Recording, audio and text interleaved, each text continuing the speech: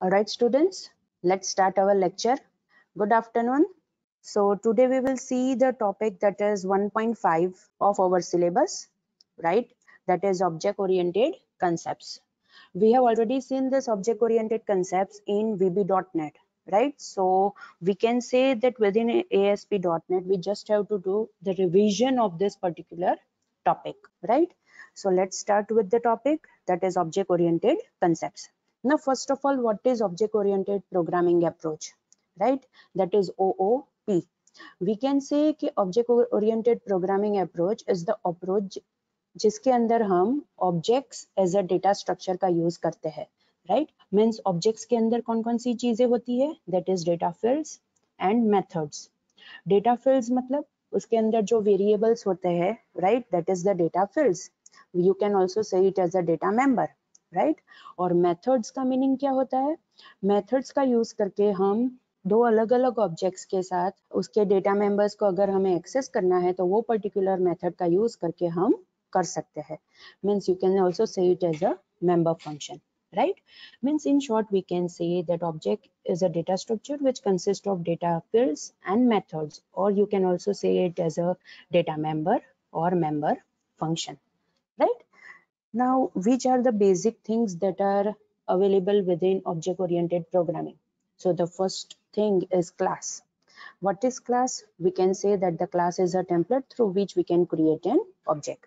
Means the thing is that if we want to define something, right, जिसके अंदर हम एक ही पर्टिकुलर एंटिटी की बहुत सारी प्रॉपर्टीज या फिर बहुत सारी कैरेक्टरिस्टिक्स कंसीडर करना चाहते हैं, राइट?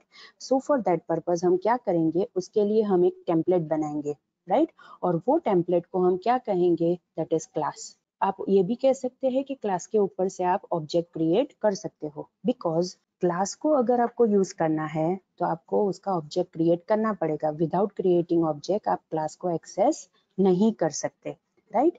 दैट्स वाई क्लास को सिर्फ एक टेम्पलेट कहा है, right?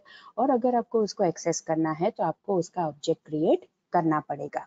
Now the thing is that dot net के अंदर क्लास के अंदर आप क्या कौन कौन सी चीजें डिफाइन कर सकते हो? तो first thing is fields, right? That is the data member. Properties भी डिफाइन कर सकते हो. प्रॉपर्टीज किसके लिए डिफाइन होती है? फील्ड्स के लिए डिफाइन होती है. Methods, that is you can say it as a procedure or a function, that is subroutine and function.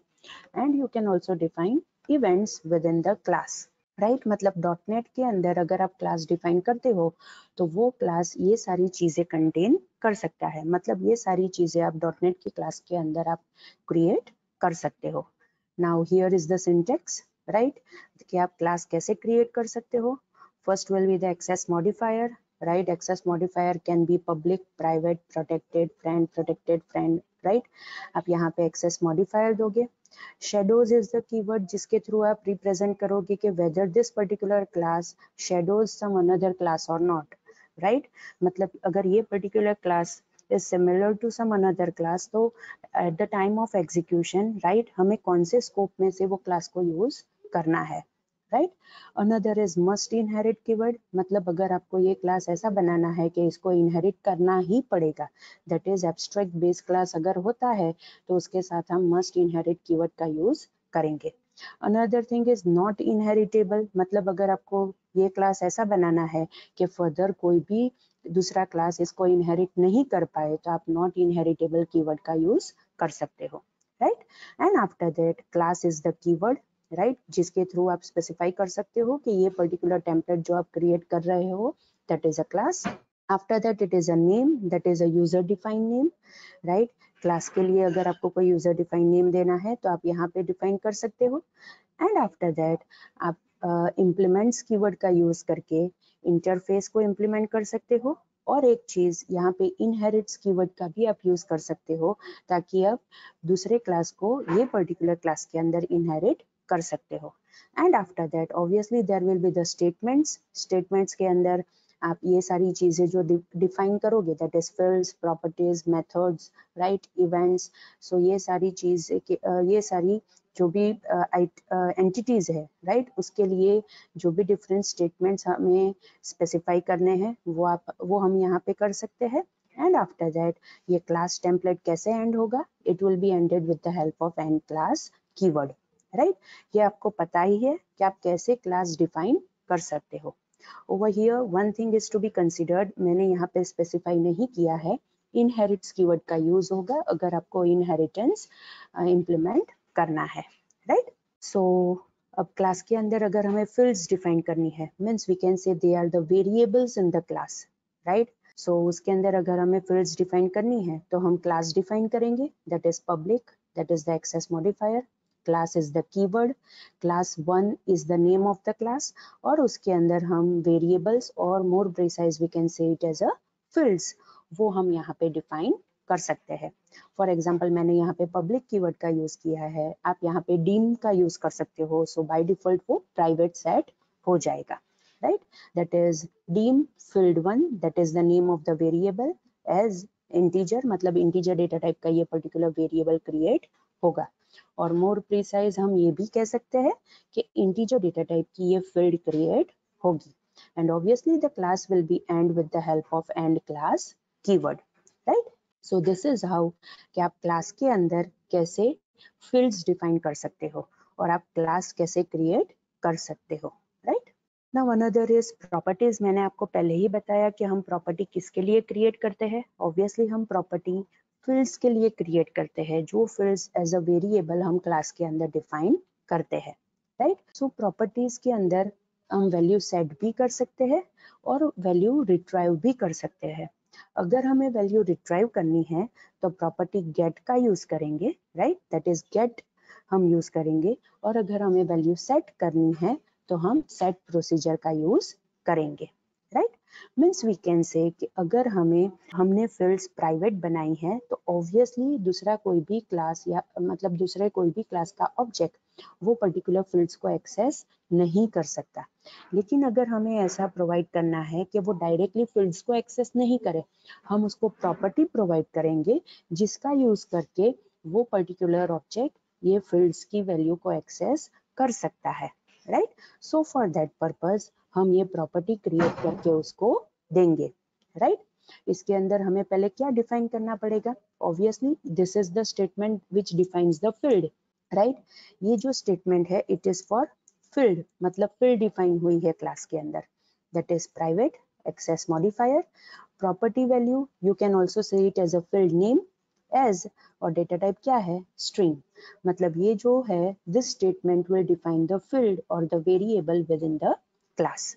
अब ये पर्टिकुलर फील्ड के लिए मुझे प्रॉपर्टी डिफाइन करनी है, तो हमें यहाँ पे कंसीडर करना पड़ेगा कि फील्ड प्राइवेट होती है लेकिन property will always be public, right, ताकि वो एक्सेस कर सके हम, right.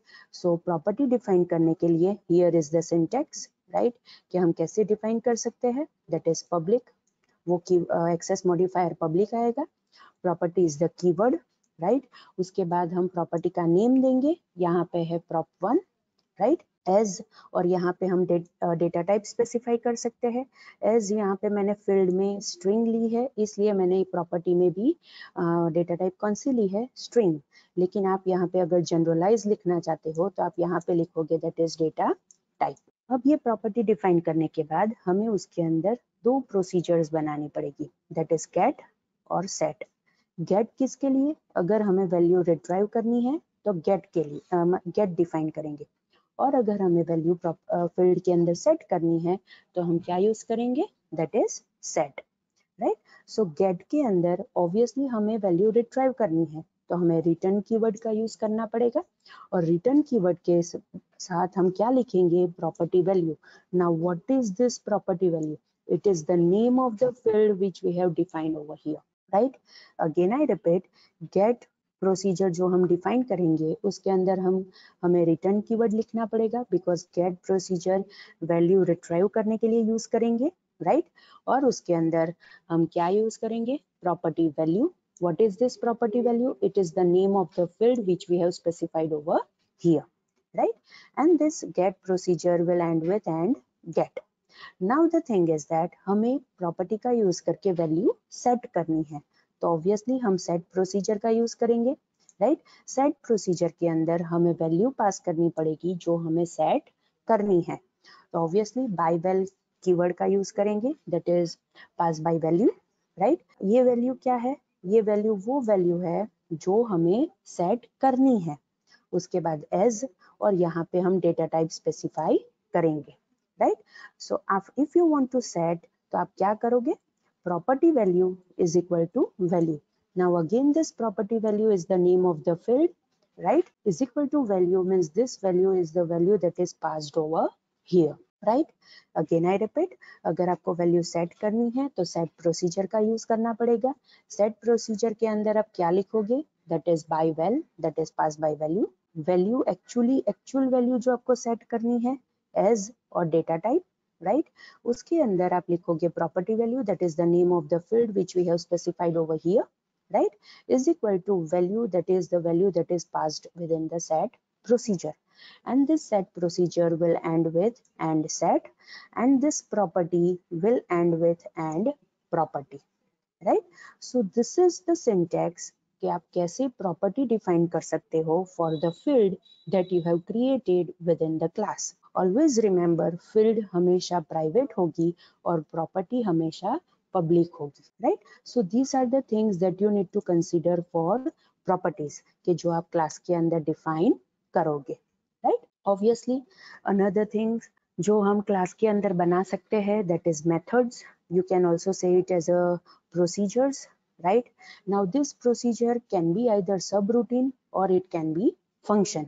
Again I repeat, procedure or methods can be either subroutine or it can be function, right? अगर आपको सबरूटीन बनाना है तो आप सब कीवर्ड का यूज करोगे, अगर आपको फंक्शंस बनाने हैं क्लास के अंदर तो आप फंक्शन कीवर्ड का यूज करोगे, राइट। सो इस हिसाब से आप क्लास के अंदर प्रोसीजर्स बना सकते हो। For example public class employ, public is the access modifier, class is the keyword, employ is the name of the class, right. उसके अंदर पहली जो प्रोसीजर बनाई है it is the subroutine, because मैंने यहाँ पे सब कीवर्ड का यूज किया है, और सब रूटीन के अंदर मैंने कैलकुलेट सैलरी की प्रोसीजर बनाई, राइट। यहाँ पे हम स्टेटमेंट्स लिखेंगे कि जिसके थ्रू हम सैलरी कैलकुलेट करेंगे, राइट, और वो हम उसी प्रोसीजर के अंदर डिस्प्ले कर सकते हैं। As the thing is that subroutine never returns the value, मतलब अगर सब रूटीन हमने बनाया है और उसके अंदर हमने कोई भी कैलकुलेशन किया है तो हम सब रूटीन में से हम रिटर्न नहीं कर सकते, तो हमें क्या करना पड़ेगा, ऑब्वियसली वो पर्टिकुलर सब रूटीन के अंदर हमें वो वैल्यू डिस्प्ले करनी पड़ेगी, राइट। सो हम यहाँ पे वो स्टेटमेंट लिख सकते हैं कि जिसके थ्रू हम वैल्यू डिस्प्ले कर सके, and obviously sub will end with end sub keyword, that is subroutine will end with end sub keyword, right. Now the thing is that अगर आपको फंक्शन बनाना है क्लास के अंदर then obviously you will use function keyword, right. So public again it is access modifier, function is the keyword कि जिसके through हम function बनाएंगे, calculate leave is the name of the function, as and integer that is the return data type, right, integer is the return data type according to the function that I have created over here। हम leave calculate करने के statements लिखेंगे, and after that as it is a function and function always returns a value, तो हमें return keyword का use करना पड़ेगा और उसके साथ हमें वैल्यू स्पेसिफाई करनी पड़ेगी जो हमें फंक्शन में से रिटर्न करनी है, right. Again I repeat, function के अंदर हमें रिटर्न कीवर्ड का यूज करना पड़ेगा और उसके साथ हमें एक वैल्यू स्पेसिफाई करनी पड़ेगी जो वैल्यू हमें फंक्शन में से रिटर्न करनी है, and after that the function will end with and function keyword, right. यहाँ पे एंड सब नहीं आएगा, यहाँ पे एंड फंक्शन आएगा। Again I repeat, function will end with and function keyword, and this class will end with and class keyword, right?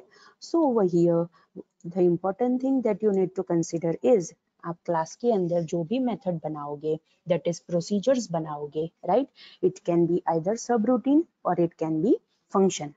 अगर वो सब रूटीन है तो वो सब कीवर्ड से हम बनाएंगे, और अगर वो फंक्शन है तो हम फंक्शन कीवर्ड का यूज करके उसको स्पेसिफाई करेंगे। Another thing, subroutine will never return the value and function will always return a single value। तो हमें फंक्शन में से अगर वैल्यू रिटर्न करनी है तो हमें रिटर्न कीवर्ड का यूज करना पड़ेगा। And along with that function prototype के साथ हमें रिटर्न डेटा टाइप भी स्पेसिफाई करनी पड़ेगी। एज मैंने यहाँ पे कैलकुलेट लीव का फंक्शन बनाया है, इसलिए मैंने यहाँ पे return data type integer consider की है, राइट। अगर आप ने कोई और फंक्शन बनाया है तो अकॉर्डिंग टू दैट आपको यहाँ पे डेटा टाइप स्पेसिफाई करनी पड़ेगी। ये डेटा टाइप ये वैल्यू की डेटा टाइप होगी जो हमें फंक्शन में से रिटर्न करना है, right. Alright, now another thing is .NET के क्लासेस के अंदर आप इवेंट्स भी स्पेसिफाई कर सकते हो, right. Events, what is the event? Obviously अगर कोई भी चीज अकर होती है, राइट, तो हम उसे इवेंट कहते हैं, राइट। और इवेंट के अंदर हम क्या करते हैं? We will perform different kinds of actions, कि अगर कुछ हमारे प्रोग्राम के अंदर कुछ एक्शन परफॉर्म करने की जरूरत है, राइट, तो हम वो पर्टिकुलर इवेंट के अंदर उसके रिलेटेड हम स्टेटमेंट्स लिख सकते हैं। फॉर एग्जाम्पल, अगर बटन के ऊपर यूजर ने क्लिक किया है तो ऑब्वियसली वो बटन की क्लिक इवेंट को हमें हैंडल करना पड़ेगा। Click is the event that is occurred, right. और वो इवेंट को हैंडल करने के लिए हमें उसके अंदर जो भी एक्शंस परफॉर्म करने हैं उसके लिए रिलेटेड हमें स्टेटमेंट्स लिखने पड़ेंगे, राइट। फॉर एग्जाम्पल, की is pressed on the keyboard, that is also an event. मतलब अगर कीबोर्ड के ऊपर कोई भी की प्रेस होती है, राइट, और वो हमें हैंडल करनी है, then the key that is pressed is considered as an event, और उसको हैंडल करने के लिए हम की प्रेस इवेंट का यूज कर सकते हैं।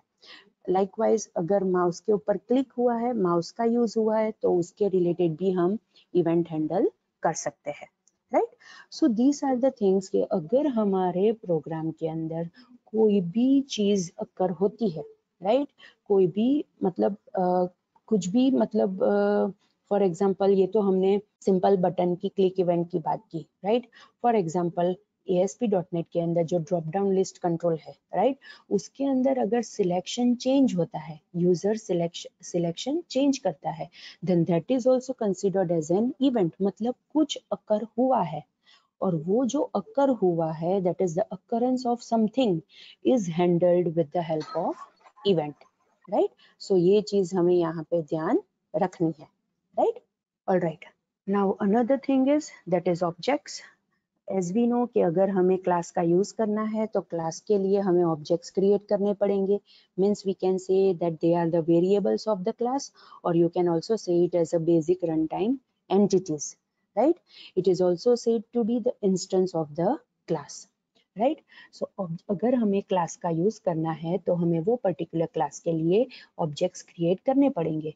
That's why as we considered class as a user defined data type, right, तो हम ऑब्जेक्ट्स को वो पर्टिकुलर डेटा टाइप का वेरिएबल भी कंसिडर कर सकते हैं, right. So this is the syntax of the object, creation of the object, कि हम कैसे क्रिएट कर सकते हैं, right. That is access modifier, again that is public private protected, right. Static keyword का भी यूज कर सकते हो, right. If you want to make that particular object as a static, means वो उसके अंदर जो भी हम वैल्यू स्टोर करेंगे वो और जो भी दूसरे ऑब्जेक्ट्स होंगे वो उसको यूज कर पाएंगे। शेयर्ड इज द कीवर्ड, अगर हमें वो पर्टिकुलर ऑब्जेक्ट को शेयरेबल बनाना है, राइट। शेडोज, वो तो हमने क्लास के डेफिनेशन में भी हमने डिस्कस किया। रीड ओनली, अगर हमें ऑब्जेक्ट को रीड ओनली बनाना है तो हम रीड ओनली कीवर्ड का यूज कर सकते हैं। And to define the object हमें डिम कीवर्ड का यूज करना है, right, that is the dimension. Dim keyword का यूज करेंगे तो बाय डिफॉल्ट वो पर्टिकुलर ऑब्जेक्ट प्राइवेट बनेगा, राइट। सो डिम कीवर्ड का हमें यहाँ पे यूज करना है, right. After that with events keyword का अगर हम यूज करेंगे अगर हमें पर्टिकुलर कंट्रोल के लिए इवेंट्स डिफाइन करनी है। अगेन आई रिपीट, अगर हम ये ऑब्जेक्ट कंट्रोल क्लास पे से क्रिएट कर रहे हैं, राइट, और वो पर्टिकुलर कंट्रोल के लिए हमें इवेंट स्पेसिफाई करनी है, और वो हमें ऑब्जेक्ट क्रिएशन टाइम पर ही कंपाइलर को बता देना है कि ये पर्टिकुलर कंट्रोल का जो ऑब्जेक्ट हमने क्रिएट किया है उसके साथ हम इवेंट्स भी स्पेसिफाई करेंगे। तो उसके लिए हमें यहाँ पे विथ इवेंट्स कीवर्ड का यूज करना पड़ेगा, right. After that that is a name, that is object name, जो यूजर डिफाइंड नेम होगा। अगर हमें एरे ऑफ ऑब्जेक्ट बनाना है तो हम पैरेंथेसिस के अंदर वो बाउंड लिस्ट हम स्पेसिफाई करेंगे, दैट इज हम साइज स्पेसिफाई करेंगे। After that as is the keyword, right. New is the keyword जिसके थ्रू हम ये पर्टिकुलर ऑब्जेक्ट के लिए मेमोरी एलोकेट करेंगे। टाइप मीन्स कौन से टाइप का ऑब्जेक्ट बनाना है, that is the data type, that is the class name, कि जिसका यूज करके हमें यहाँ पे ऑब्जेक्ट बनाना है। एंड अलोंग विद दैट अगर हमें वो ऑब्जेक्ट को इनिशियलाइज करना है तो हम वो यहाँ पे इनिशियलाइज भी कर सकते हैं, right. So this is the syntax of the creation of the object, कि हम ऑब्जेक्ट कैसे क्रिएट कर सकते हैं, right. Alright, now the another concept within object-oriented programming is the constructor.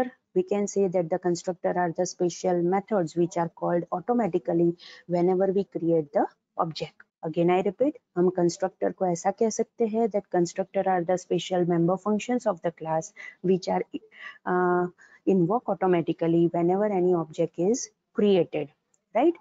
So यहाँ पे हमने लिखा है that they are the special procedures that are invoked automatically for object creation, right? और VB.NET के अंदर हमें ध्यान रखना है कि अगर VB.NET के अंदर हमें कंस्ट्रक्टर बनाना है then it is created with the help of new keyword, right? And as constructor never returns the value, so obviously हम new keyword से पहले हम सब function use करेंगे, that is the subroutine, because हमें पता है कि subroutine कोई भी वैल्यू रिटर्न नहीं करता है और कंस्ट्रक्टर भी कोई भी वैल्यू रिटर्न नहीं करता है। दैट्स वाई हमें कंस्ट्रक्टर एज ए सब रूटीन बनाना है और कंस्ट्रक्टर का नेम क्या आएगा, दैट इज द न्यू। ये हमें हमेशा याद रखना है, दैट इज VB.NET में कंस्ट्रक्टर का नेम न्यू आएगा, right? After that if it is a parameterized constructor तो आप parenthesis में आप argument list provide कर सकते हो जिसका यूज करके आप कंस्ट्रक्टर के अंदर जो भी डेटा मेंबर्स आपने क्लास के अंदर क्रिएट किए हैं उसके अंदर वैल्यू सेट कर सकते हो। Means this value is the data member of the class, कि जिसके अंदर ये जो न्यू वैल्यू है जो एज अ पैरामीटर पास हुई है कंस्ट्रक्टर के अंदर, उसका यूज करके हम इसको इनिशियलाइज कर रहे हैं, right. So this is the most important thing आपको कंसीडर करना है कि VB.NET के अंदर कंस्ट्रक्टर का नेम क्या आएगा, that is new, right, and it doesn't returns any value, so obviously हम उसको सब रूटीन बनाएंगे। Alright, obviously if there is a constructor there will be the destructor, right. So what is destructor? We can say that destructor are also the special member functions of the class which are invoked automatically whenever any object is destroyed. मतलब जब भी हम कोई भी object को destroy करेंगे destructor automatically call हो जाएंगे, राइट। फॉर एग्जांपल हमें डिस्ट्रक्टर के अंदर कोई मेमोरी क्लीनअप रिलेटेड हमें कोई कोड लिखना है या फिर फाइल क्लोज करने के लिए हमें कोड लिखना है या फिर यूजर का सेशंस स्टेट सेव करने के लिए हमें कोड लिखना है, राइट। सो ये सारी चीजें हम डिस्ट्रक्टर के अंदर लिख सकते हैं ताकि वो पर्टिकुलर ऑब्जेक्ट डिस्ट्रॉय हो उससे पहले वो ऑब्जेक्ट्स के रिलेटेड अगर हमें कोई भी टास्क परफॉर्म करना है तो हम डिस्ट्रक्टर के अंदर कर सकते हैं, right. And with in VB.NET हमें याद रखना है कि डिस्ट्रक्टर का नेम हमेशा फाइनलाइज होगा। Again I repeat, with in VB.NET destructor का नेम हमेशा कौन सा होगा, that is finalize, right. So obviously finalize method is called automatically, right, कि जब भी हमें कोई भी ऑब्जेक्ट को डिस्ट्रॉय करना है, राइट। फॉर एग्जांपल ये यहाँ पे क्लास बनाया है, right, that is public class class 1, उसके अंदर मैंने फाइनलाइज दैट इज डिस्ट्रक्टर बनाया है। Again destructor never returns any value, that's why वो हम सब रूटीन बनाएंगे, राइट।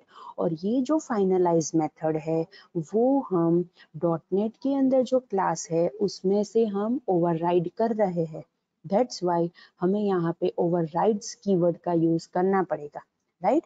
और ऑब्वियसली अगर हम ओवरराइड कर रहे हैं तो उसके साथ हमें एक्सेस मॉडिफायर यूज करना पड़ेगा, that is protected. So this is the default prototype of the destructor within VB.NET class. That is protected, that is access modifier.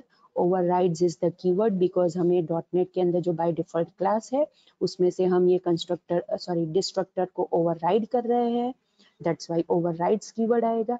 सब इसलिए आएगा because destructor never returns any value, सो हम उसको subroutine बनाएंगे and finalize is the name of the destructor के जो हम हमेशा डिस्ट्रक्टर का नेम vb.net के अंदर देंगे, राइट। सो फॉर्म के ऊपर हमने क्या किया, ये जो पर्टिकुलर क्लास 1 है उसके लिए हमने ऑब्जेक्ट क्रिएट किया that is dim object 1 as new class 1।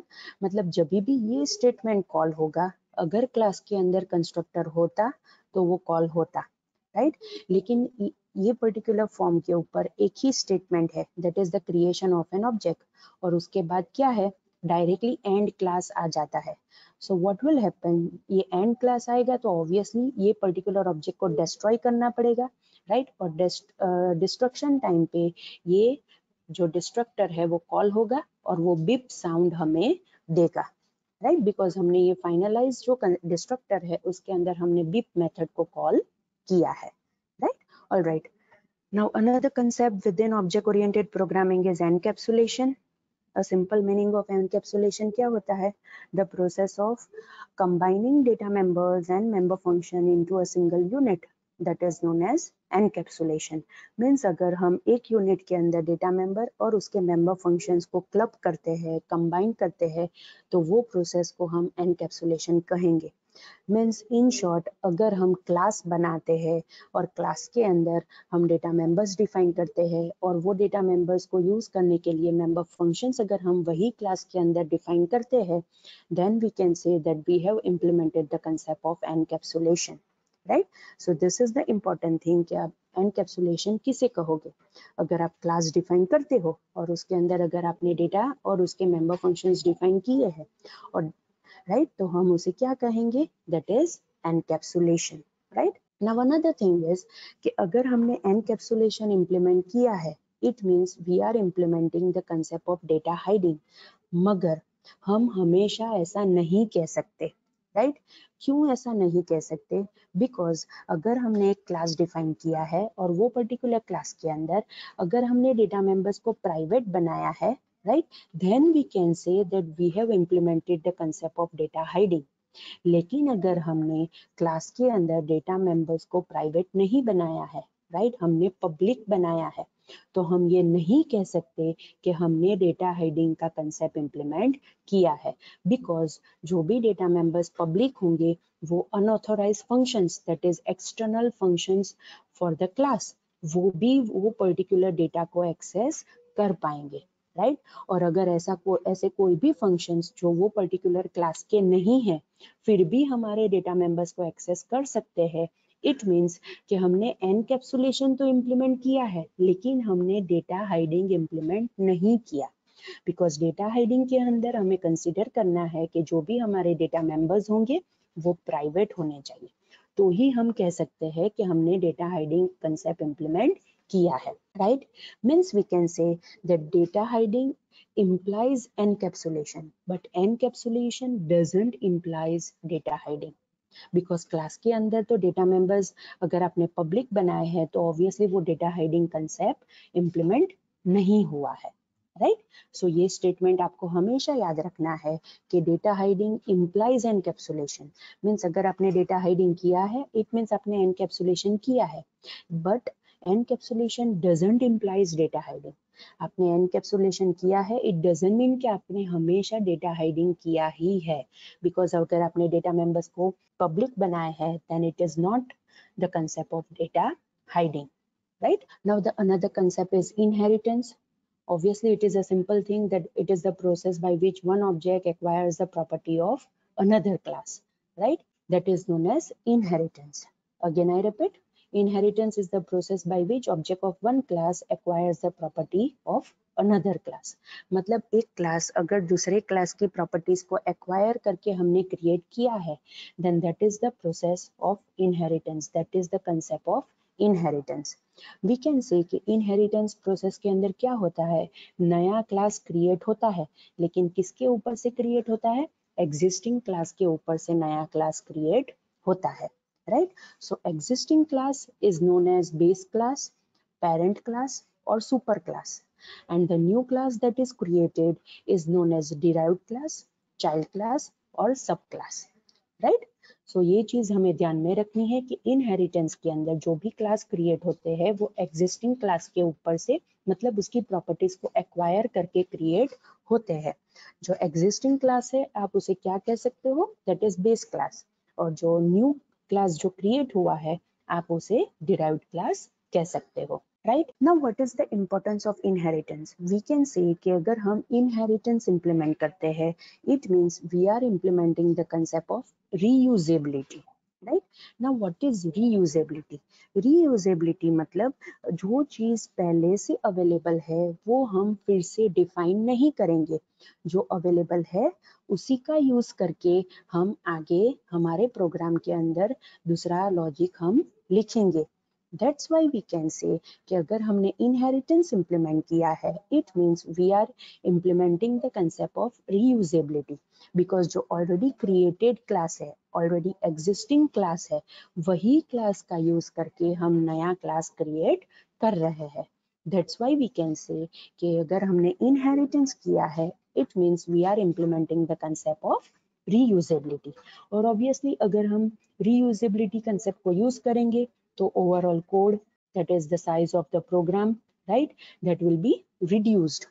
Means we can say the object oriented programming के अंदर it is a very important thing कि अगर हम inheritance use करते हैं तो overall code, that is the size of the program, will be reduced, right। Another important thing is, right, कि अगर हमें कोई भी नया feature add करना है, then also it will become very easy to add new feature within the class, because जो भी नया क्लास क्रिएट होता है, राइट, वो नए क्लास के अंदर जो एग्जिस्टिंग क्लास के फीचर्स है वो तो हम इनहेरिट करेंगे ही, लेकिन उसके साथ साथ अगर हमें कोई नए फीचर्स उसके अंदर ऐड करने हैं तो वो भी हम नए क्लास के अंदर कर सकते हैं, right. So this is also the most important thing कि आप इनहेरिटेंस के अंदर जो भी नया क्लास बनाते हो उसके अंदर एग्जिस्टिंग क्लास के फीचर्स तो आप यूज करते ही हो, लेकिन उसके साथ साथ आप नए फीचर्स भी उसके अंदर ऐड करके कंबाइन कर सकते हो, राइट।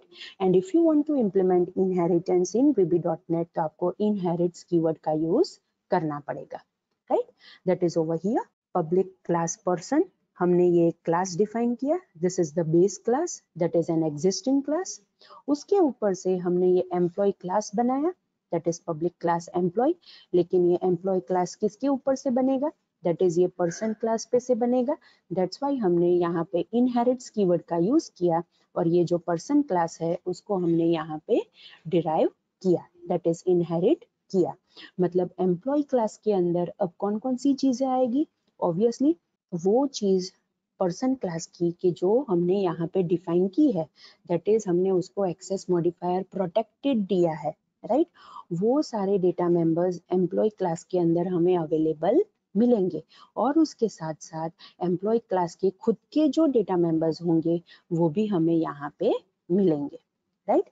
अगेन आई रिपीट, हमें एम्प्लॉय क्लास के अंदर कौन कौन सी चीजें मिलेगी, पर्सन क्लास के अंदर जो भी डेटा मेंबर्स हमने प्रोटेक्टेड बनाए हैं वो तो हमें एम्प्लॉय क्लास के अंदर मिलेंगे ही, और एम्प्लॉय क्लास के खुद के जो डेटा मेंबर्स होंगे वो भी हमें यहाँ पे कंबाइन किए हुए मिलेंगे।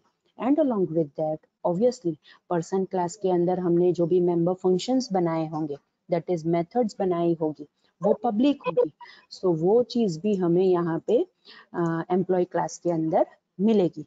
मतलब पब्लिक और protected member of person class will be available within the employee class, right? So ये हमें यहाँ पे याद रखना है। Another thing is the concept of abstraction. What is the concept of abstraction? कि हमें जो भी essential features है, right, essential details है, वही हम represent करेंगे और background details हम user को नहीं दिखाएंगे। अगेन आई रिपीट, हम जो भी एसेंशियल फीचर्स है, एसेंशियल डिटेल्स है, वही हम यूजर को रिप्रेजेंट करेंगे, बैकग्राउंड डिटेल्स हम यूजर को रिप्रेजेंट नहीं करेंगे, राइट। अगर हम ये कंसेप्ट को इम्प्लीमेंट करते हैं then we can say that we are implementing the concept of abstraction, right. For example अगर आप टेलीविजन लेने जाते हो, राइट, तो टेलीविजन जो सेल्स पर्सन होता है वो आपको क्या कहता है कि ये टेलीविजन इतने इंच का है, स्मार्ट टीवी है कि नहीं है, राइट, वो कर्व है कि नहीं है, राइट, ये सारे फीचर्स वो आपको बताएगा। वो आपको ये नहीं बताएगा कि इसको स्मार्ट टीवी बनाने के लिए अंदर क्या कौन कौन सी सर्किट इम्प्लीमेंट की है, कौन कौन से हार्डवेयर इम्प्लीमेंट किए हैं, ये सारी चीजें वो आपको नहीं बताएगा। बिकॉज जो भी कस्टमर है, राइट, उसको मतलब कौन सी डिटेल्स चाहिए, size, kind of a TV, right, ये सारी चीजें चाहिए। वो टीवी बनाने के लिए क्या यूज किया है उसकी कस्टमर को जरूरत नहीं है, वो इंफॉर्मेशन कस्टमर को जरूरत नहीं है। मतलब हम बैकग्राउंड डिटेल्स है वो हम कस्टमर को नहीं बताएंगे, सिर्फ एसेंशियल फीचर्स है वही हम उनको दिखाएंगे। लाइकवाइज अगर हम एब्स्ट्रैक्शन इम्प्लीमेंट करते हैं हमारे प्रोग्रामिंग के अंदर, मीन्स हम वही चीजें, वही डिटेल्स, वही फीचर्स यूजर को बताएंगे कि जो उसे जरूरत है। बैकग्राउंड डिटेल्स हमने वो कैसे किया है वो हम नहीं बताएंगे। फॉर एग्जाम्पल हमने सैलरी कैलकुलेट की है, राइट, तो हम यूजर को बताएंगे कैलकुलेट सैलरी नाम का फंक्शन है, उसके अंदर आपको employee number, employee name, salary की बेसिक डिटेल्स वो आपको इनपुट देनी है। अब सैलरी कैसे कैलकुलेट होती है, उसके अंदर हमने कौन सी फॉर्मूला यूज की है, वो हमें यूजर को बताने की जरूरत नहीं है, right. That's why we can say कि जो भी नीडेड इंफॉर्मेशन है वही हम प्रेजेंट करेंगे, बैकग्राउंड डिटेल्स हम उनको नहीं दिखाएंगे। और अगर हम ऐसा कोई क्लास डिफाइन करते हैं जिसके अंदर हमने ये डेटा एब्स्ट्रैक्शन का कंसेप्ट यूज किया है, then we can say that we are defining abstract data types, ADT.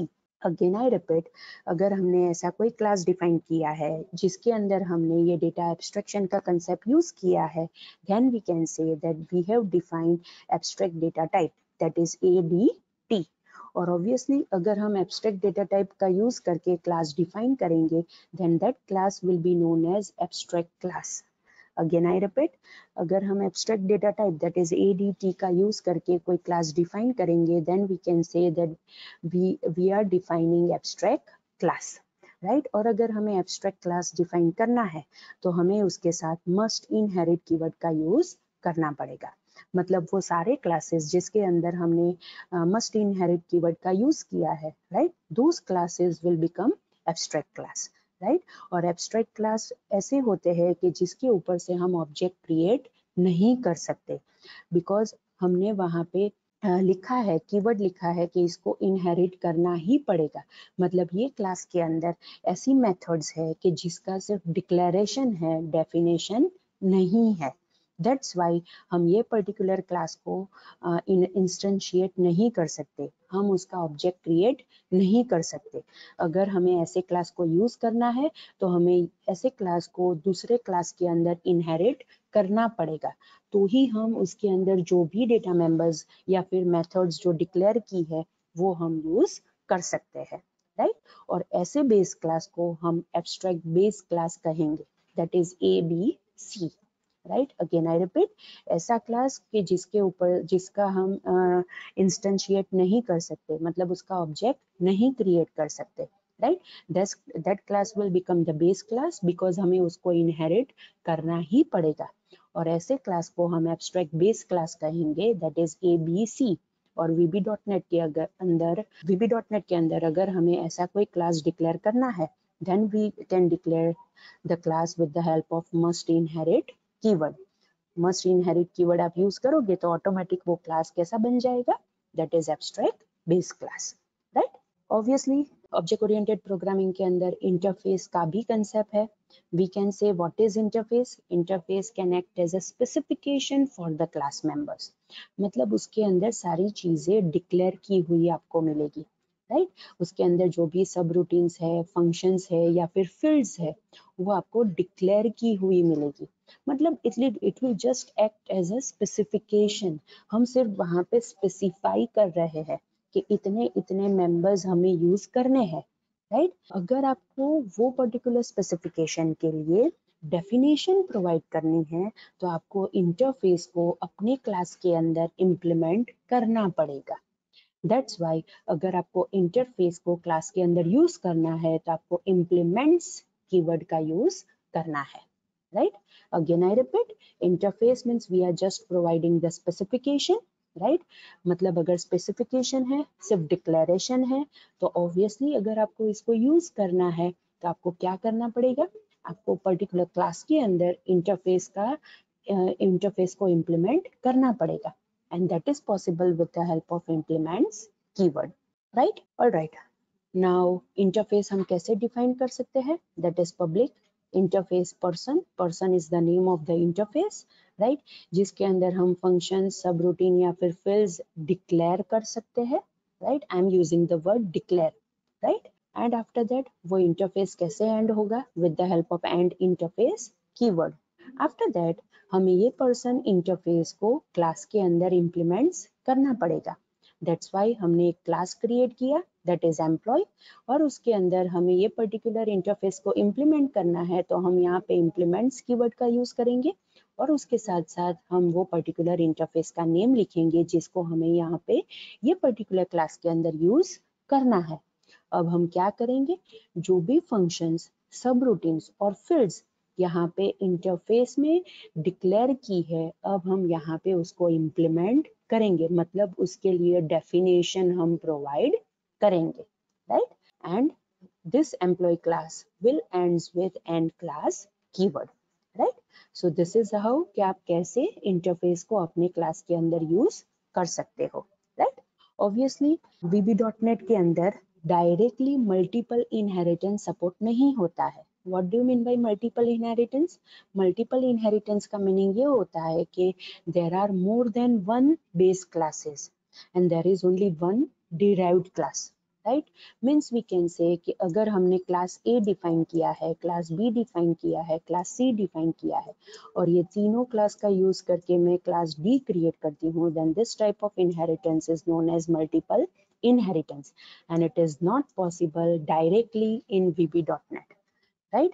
लेकिन अगर हमें ऐसा कोई कंसेप्ट इम्प्लीमेंट करना है, right, then we can use interfaces, right. हम डायरेक्टली क्लास का यूज करके मल्टीपल इनहेरिटेंस कंसेप्ट हम VB.NET के अंदर इम्प्लीमेंट नहीं कर सकते, लेकिन अगर हमें ऐसा कोई सिमिलर कंसेप्ट इम्प्लीमेंट करना है तो हम क्या यूज कर सकते हैं, वी कैन यूज इंटरफेसेस, और इसका यूज करके हम मल्टीपल इनहेरिटेंस कंसेप्ट को VB.NET के अंदर इम्प्लीमेंट कर सकते हैं, right. So this is also one important thing कि जो हमें याद रखना है। Alright, now the another concept with in object oriented programming is polymorphism, right? Obviously this polymorphism word is made up of two words, that is poly and morphism. Poly means many and morphism means forms, that is we in simple terms we can say one name many forms. हम name एक ही use करेंगे लेकिन उसका different forms हम बनाएंगे। Means अगर मैं simple terms में एक्सप्लेन करूँ तो आपके प्रोग्राम के अंदर, राइट, आपकी एप्लीकेशन के अंदर जो भी फंक्शंस है, ऑपरेटर्स है, राइट, वो डिफरेंट डेटा टाइप्स के साथ डिफरेंट वे में वर्क करेंगे, then we can say that we are implementing the concept of polymorphism. Again I repeat, that is the second point, the ability of functions and operators to act in different ways on different data types, then it is known as polymorphism. Means आपकी application के अंदर जो भी functions है, जो भी operators है, right, वो डिफरेंट डेटा टाइप्स के साथ डिफरेंट वे में बिहेव करते हैं, then we can say that is the concept of polymorphism, right. और अगर आपको पॉलीमॉर्फिज्म इम्प्लीमेंट करना है, देन वी कैन से हमें या तो ओवरलोडिंग इम्प्लीमेंट करना पड़ेगा या फिर ओवर राइडिंग इम्प्लीमेंट करना पड़ेगा।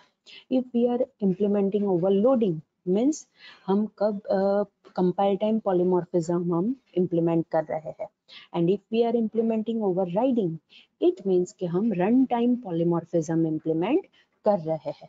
अगेन आई रिपीट, अगर हम ओवरलोडिंग कंसेप्ट इम्प्लीमेंट करते हैं it means we are implementing compile time polymorphism, और अगर हम ओवरराइडिंग इम्प्लीमेंट करते हैं it means we are implementing run time polymorphism, right.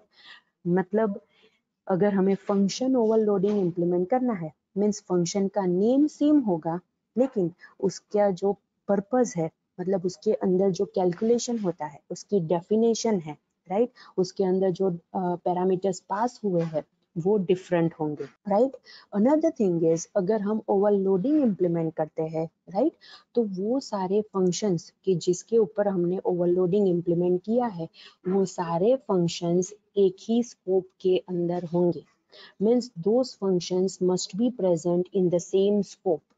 मतलब अगर हम क्लास को कंसिडर करते हैं तो एक ही क्लास के अंदर वो सारे फंक्शंस होने चाहिए जिसके ऊपर हमने ओवरलोडिंग कंसेप्ट इम्प्लीमेंट किया है, राइट। सो ये चीज हमें कंसिडर करनी है, right.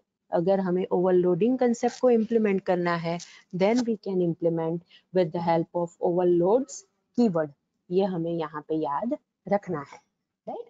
Now there are two ways to implement polymorphism within VB.NET, that is inheritance based polymorphism and interface based polymorphism.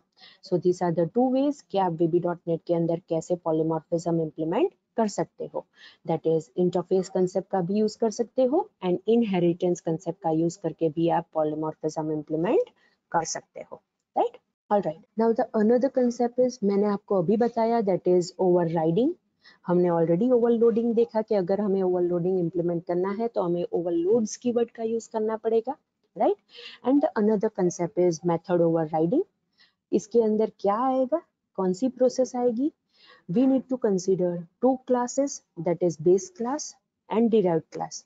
अगर हमने बेस क्लास के अंदर कोई मेथड डिफाइन की है, राइट, और वही मेथड हम डिराइव्ड क्लास के अंदर इम्प्लीमेंट करते हैं, then we can say that we are implementing the concept of overriding.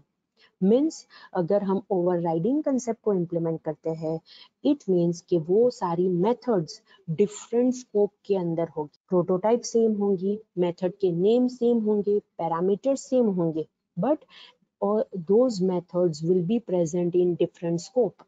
मतलब एक डेफिनेशन बेस क्लास के अंदर होगी और दूसरी डेफिनेशन डिराइव्ड क्लास के अंदर होगी। Though the prototype, method name, each and everything is same, but we need to consider कि अगर हम मेथड ओवरराइडिंग कंसेप्ट इंप्लीमेंट करते हैं तो एक डेफिनेशन बेस क्लास या फिर सुपर क्लास के अंदर होगी और उसकी दूसरी definition, that is overriding related definition, होगी डिराइव्ड क्लास या फिर सब क्लास के अंदर होगी, right? Means we can say the implementation in the subclass overrides, that is replaces the implementation in the superclass, right?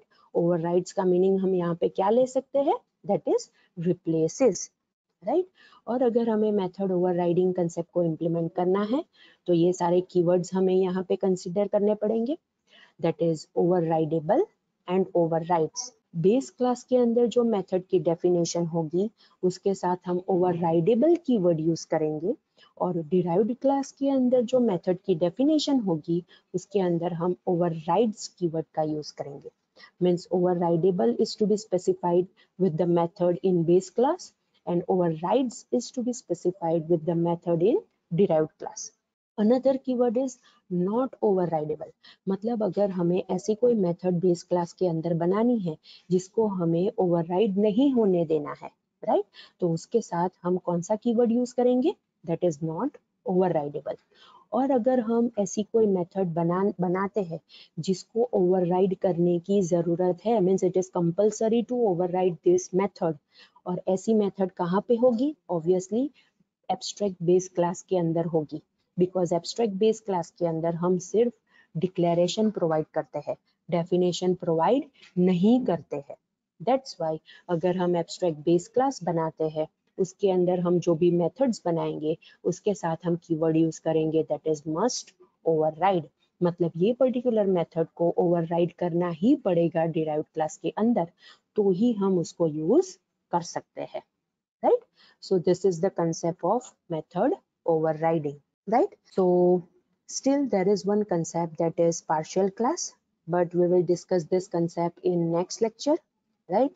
दूसरे lecture के अंदर हम ये partial class, that is the concept in ASP.NET which is related to object oriented programming, वो हम next lecture के अंदर discuss करेंगे।